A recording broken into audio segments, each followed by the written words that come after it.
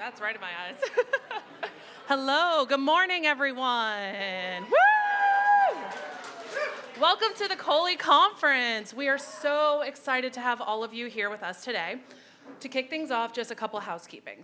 Coffee's up front, bathrooms are around the bar in the front, in that hallway. Lunch is at 12:30, and our happy hour, the most important part of the day, is gonna be at 4 o'clock. All right. To kick off our day together, we have our co-founders, Tom Logan and Eric Graber. They are here to really set the tone for the day. They're going to give you a brief story arc of Cohley and talk about what we're prioritizing as a company moving forward. So give it up for the guys.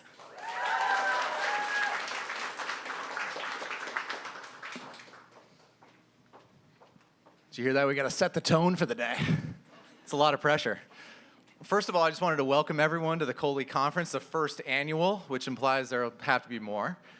Really glad you're all here. Quick thank yous. Just wanted to thank the staff here at Isla, to all of the great people on the Cohley team who played a role in pulling all of us together.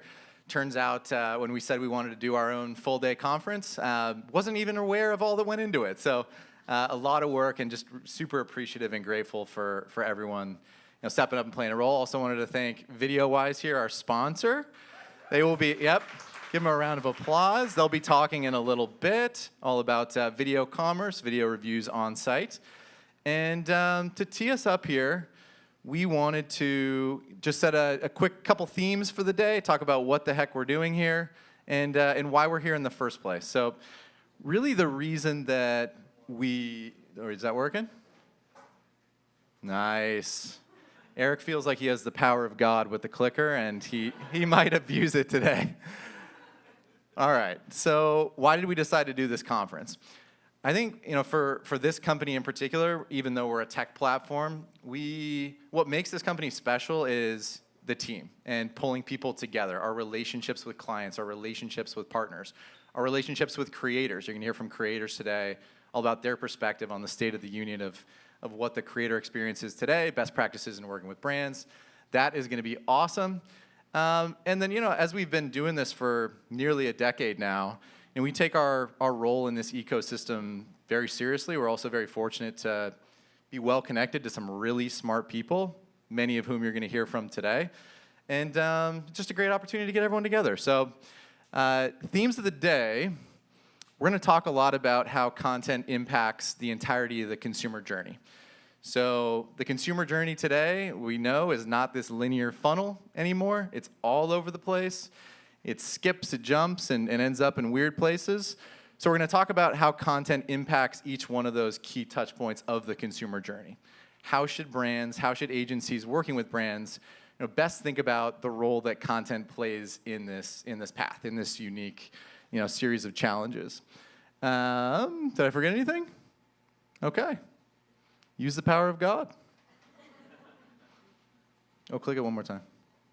Yeah. This is maybe the worst picture in existence of me. I think the angle makes my legs look short. Anyway, this is from Tropical Friday. Naveen, who is our co-founder at this company, Pecora, is here today. And really wanted to just give you a quick background of how this company even came to be. So this was the best hire I've made of my life right here. Hired Eric on my team back at Pecora. And what we were doing at Pecora was helping consumer brands find primarily images that just normal people were taking on their behalf, typically uploading onto social channels.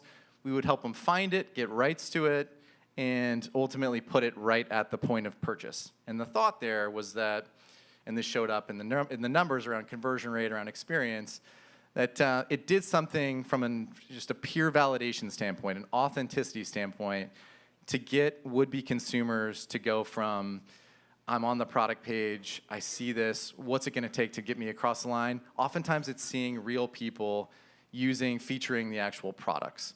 So that's obviously a nice tie into the video reviews as well. But we had a few challenges associated with the company and general fit. What do you remember about those days? Yeah, I mean, I think the biggest thing was that obviously the content was resonating and performing, but it was very reactive, right? Like someone had to post the content, someone had to find the content. It's a little bit of a legal gray zone around like the hashtag to acquire rights, if people in the crowd kind of remember that game at one point. And the last thing was like the lack of control, right? And so the main stat was 98% of UGC at the time was not usable because kind of the cliche example is an Adidas shoe and a Nike sock. Now neither brand can use it, or it's a kid's brand and there's a beer bottle in the background or something along those lines, and no brand is then gonna use it. And so we kind of wanted to just flip it on its head a little bit. Yep, and by flip it on its head, what he means by that is basically building out a network of really talented creators who would proactively raise their hands looking to work with brands on specific projects. And of course, they're submitting sample content of what they can actually do. This is an example of what we used to do at Pecora. Again, just finding really high quality images and then enabling brands to host those, typically right at the point of purchase, but really across websites. Again, with the idea of adding trust, providing necessary information to would-be consumers, and ultimately getting them across the finish line for purchase. Eric and I are actually really good friends, despite having our lumps and all of the different challenges that have come with the company. So really what we did here after Pecora was acquired was, flip the entire model on its head. We basically wanted to be able to remove the legalities around, or the challenges around legalities, challenges around quality, timing, and we very much made a big bet on user-generated content. UGC was here to stay. It was going to continue to move the needle for brands, and we thought we could execute. People often ask me, like, did you always know that you wanted to start a company? My very truthful answer there is that I had a ton of confidence in my ability to execute with the guy to my right. That's Eric super awkwardly standing in front of a charcuterie board. I'm surprised you didn't remove that from the slide. Cool, quick overview of how we're actually working with brands today. I'll kick it to you to survey the crowd. You want me to survey the crowd? All right, so we have to do a little bit of a cheesy surveying of the crowd, and we're gonna ask people to raise their hands. So who here, just to give kind of a view and set the foundation for some panels, who here works primarily on social media, organic social?